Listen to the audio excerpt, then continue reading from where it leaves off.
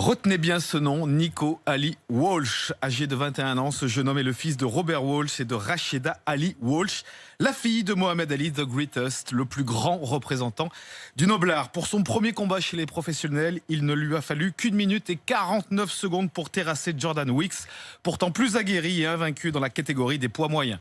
D'abord compté une première fois, il a été arrêté par l'arbitre au cœur de la première reprise.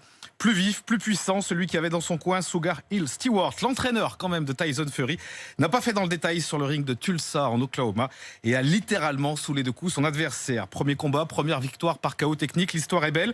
Pour renforcer encore le côté émotionnel et la dimension symbolique de ce combat, il a boxé en plus avec le fameux short blanc et noir que Mohamed Ali avait porté et dont il lui avait fait cadeau. 5 ans après sa disparition des suites de la maladie de Parkinson, Nico Ali Walsh lui a rendu hommage de la plus belle des manières.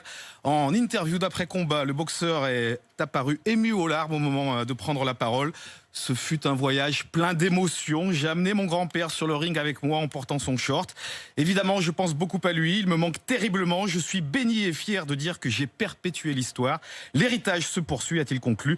Nico Ali Walsh peut-il alors imiter son grand-père, icône de ce sport, vainqueur de 56 combats, dont 37 par KO chez les lourds, et devenir champion du monde dans le futur? Il est sans doute encore un petit peu tôt pour le dire. Ali boxait en lourd, lui est chez les moyens, en moins de 75 kilos.